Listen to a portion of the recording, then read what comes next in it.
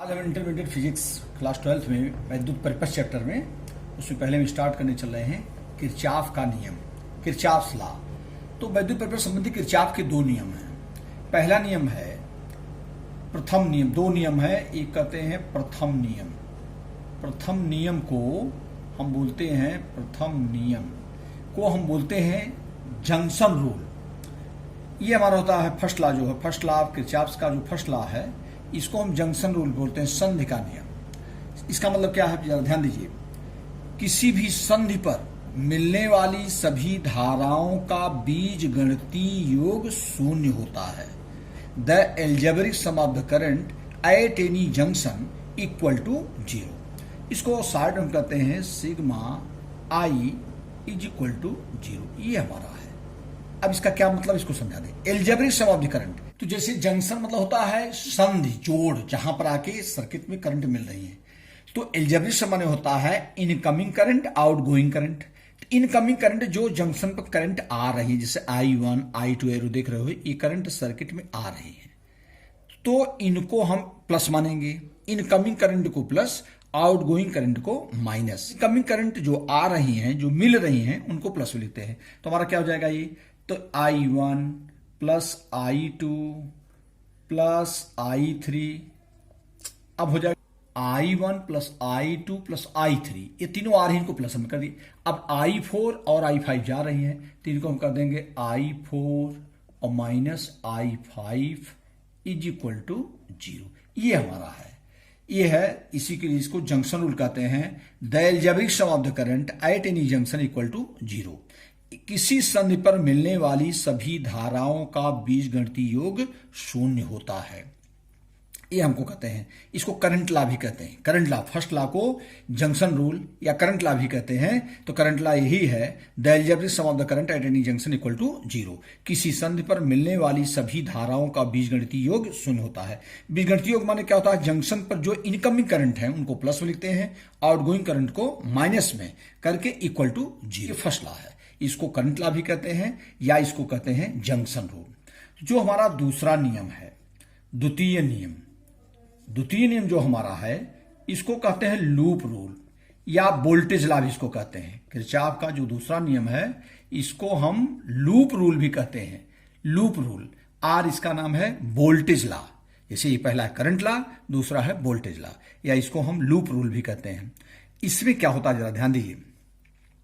किसी सरल परिपथ के प्रत्येक बंद पास के विभिन्न खंडों में बहने वाली धाराओं और उनके संगत प्रतिरोधों के गुणनफल का बीजगणितीय योग पास में लगने वाले विद्युत वाहक बलों के बीजगणितीय योग के बराबर होता है। द्वितीय नियम क्या है, जैसे किसी सरल परिपथ के प्रत्येक बंद पास के, बंद पास माने जैसे एक बंद पास हो गया, एक बंद दो खंड में हो गया। ये मान लिया हमारा जो सेल लगा, इसका विद्युत वाहक बल E1 है, और ये जो दूसरा सेल है, इसका इलेक्ट्रोमोटिव फोर्स विद्युत वाहक बल E2 है। ये हमारा रेजिस्टेंस है R1, ये हमारा है R2, और ये हमारा है R3। अब मान के चलो, जैसे A, B, C, D, E, F, ये हमारा है। अब जरा समझो क्या होता है। जैसे इसमें हमारे दो लूप बन गए, एक लूप ये हमारा है और दूसरा लूप ये हमारा है। ये इस रूल में क्या होगा, क्योंकि अब तुमको पता है क्या है, करंट जो हमेशा किसी सेल के पॉजिटिव टर्मिनल से निगेटिव टर्मिनल, तो ये करंट हमारी हो गई I1, ये करंट कौन हो गई I1, ये करंट जा रही है। और यहां से करंट कौन आ रही है I2, ये करंट आ रही है हमारी I2। अब जरा ध्यान दो, अब इधर से I1 आ रही, इधर से I2 आ रही थी, ये करंट कितना हो जाएगा I1 प्लस I2, किरचॉफ के फर्स्ट लॉ के आधार पर। इस जंक्शन पर दो करंट आ रही, ए भी आ रही है और इधर से ए भी आ रही है, तो जंक्शन पर जो आने वाली करंट उनको प्लस करेंगे, पर हो जाएगा I1 प्लस I2। ये किरचॉफ का जो सेकंड लॉ, उसको जरा ध्यान समझो। किसी भी सरल परिपथ के प्रत्येक बंद पास, एक बंद पास ये है, एक बंद पास ये है, और या पूरा प्रदेश तो बाह्य बंद पास पूरा ये हमारा है, किसी को भी लेंगे। तो किसी सरल परिपथ के प्रत्येक बंद पास के विभिन्न खंडों में बहने वाली धाराओं और उनके संगत प्रतिरोधों के गुणनफल का, धारा, हमसे ध्यान दो, धारा और उसके करस्पॉन्डिंग जो रेजिस्टेंस है, प्रतिरोध है, के गुणनफल का बीजगणितीय योग बीजगणित योग मतलब क्या है, सेम डायरेक्शन में है तो प्लस, अपोजिट डायरेक्शन में है तो माइनस का योग उस पास में लगने वाले विद्युत वाहक बलों के बीजगणितीय योग के बराबर होता है। जैसे हम पहला लेते रहे पास, पास हमारा कौन, लूप जिसको बोलते हैं लूप, लूप हमारा है ए बी ई एफ के लिए, ए बी ई एफ के लिए, ये हमारा बंद लूप है, हम ये पहले वाले में ले रहे हैं। अब किरचॉफ का क्या कहता है, किसी लूप में धारा और प्रतिरोध के गुणनफल का बीजगणितीय योग, जैसे हमारा है धारा यहां I1 है, प्रतिरोध कितना है R1, तो जाएगा I1 इंटू R1, धारा और प्रतिरोध के गुणनफल का बीजगणितीय योग। अच्छा हाँ, ये हो गया। इधर देखो, अगर धारा इधर जाती तब तो हमारा I2 इंटू R2 प्लस में होता, लेकिन ये धारा इधर से आ रही है, धारा इधर से आ रही है, अपोजिट में है, तो माइनस हो जाएगा, माइनस I2 R2, ये हो गया। इसमें दो ही तो है, एक धारा I1 है, एक धारा ये I2 है। अब जरा ध्यान दो, तो I1 इधर से आ रही है, अगर ये इधर जाती, अगर I2 हमारा इधर जाता तो प्लस में करते हम, लेकिन चूंकि ये अपोजिट में है, धारा इधर हमारी आ रही है I2, इसका I1 के बिल्कुल अपोजिट में है, तो ये हो गया minus I2 R2 is equal to, इसमें दो ही है, और पास में लगने वाले विद्युत वाहक बलों के, इसमें दो विद्युत वाहक बल है, इलेक्ट्रोमोटिव फोर्स ऑफ सेल, एक E1 और E2। अब जरा ध्यान दीजिए, इसको प्लस कब करते हैं, इस सेल का ये पॉजिटिव टर्मिनल है, ए निगेटिव है, जो बड़ी लाइन होती है पॉजिटिव और छोटा टर्मिनल है, ए नोट कैथोड जानते हो, तो इसका प्लस और इसका भी प्लस। अगर एक सेल का प्लस दूसरे के माइनस से अगर मिल रहा है तो प्लस में होता है, और अगर दोनों के प्लस प्लस है माइनस में तो माइनस में होता है। तो जैसे इसका भी पॉजिटिव टर्मिनल और इसका भी पॉजिटिव टर्मिनल हो जाएगा, तो हमारा हो जाएगा E1 माइनस E2। अगर इसका पॉजिटिव और इसके निगेटिव से मिलता, अगर यहां इसका निगेटिव होता तो हो जाता E1 प्लस E2, तो हो जाएगा हमारा E1 माइनस E2। तो जो दूसरा नियम हमारा है, जरा ध्यान दीजिए, यही कहता है sigma IR is equal to sigma E।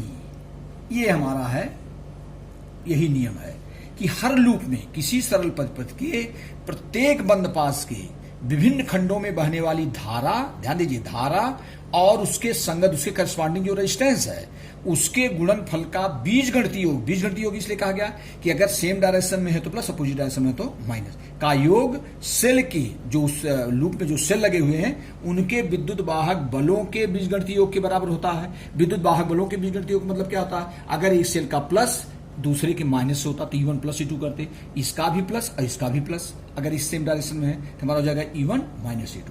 तो इसमें मैंने बताया तो I1 R1, और ये माइनस हमने क्यों कर दिया, अगर यही करंट ऐसे जाती है ये, तो ये अगर करंट का डायरेक्शन I2 का इधर होता तो I2 प्लस आ जाता, प्लस I2 R2 होता, लेकिन चूंकि ये I1 के अपोजिट में है इसलिए minus I2 R2 is equal to, और इसमें कोई रेजिस्टेंस तो है नहीं, इज इक्वल टू से पास में लगने वाले विद्युत वाहक बलों के बीजगणितीय योग, तो पास में दो विद्युत वाहक बल है E1 और E2। बीजगणितीय योग मतलब क्या है, अगर इसका प्लस इसके माइनस होता तो हम E1 प्लस E2 करते, लेकिन चूंकि इसका भी प्लस इसका भी प्लस है तो हो जाता E1 माइनस E2, ये है।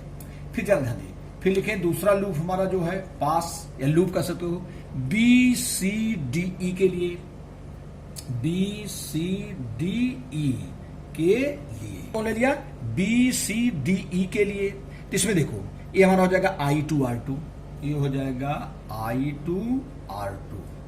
अब ध्यान दो, देखो इसमें जो है ये करंट हमारी I2 आ रही है, अभी देखो इसमें इसी डायरेक्शन में जा रहा है ये, तो ये प्लस में हो जाएगा, प्लस प्लस कितना हो जाएगा, अब अच्छा यहां इधर से I1 आई, इधर से I2 आई, तो ये पूरी करंट कितना हो गई I1 प्लस I2, क्योंकि पहले नियम के अनुसार किरचॉफ की फर्स्ट लॉ के आधार पर संधि पर मिलने वाली सभी धाराओं का बीजगणितीय योग, बीजगणितीय योग माने अगर ये सेम डायरेक्शन में है प्लस, अपोजिट डायरेक्शन में तो माइनस, तो इधर से भी I1 आ रही, इधर से भी आ रही, तो दोनों एक डायरेक्शन में आके मिल रही है, तो I1 प्लस I2, तो हमारा हो जाएगा I1 प्लस I2, और ये धारा हो गई, और इसके करस्पॉन्डिंग रेजिस्टेंस कितना है यहाँ पर R3 into R3 is equal to, और इसमें कोई रेजिस्टेंस तो है नहीं, इज इक्वल टू धारा और प्रतिरोध की, जैसे ये धारा I1 I2 R2, और ये धारा कौन हो गई, यहां आधारा हो गई I1 plus I2 into R3 is equal to इस पास में लगने वाले विद्युत वाहक बलों के, इस पास में विद्युत वाहक बल कौन लगा अकेले E2 है, और कोई इसमें सेल तो है नहीं, तो ये बराबर हो जाएगा E2,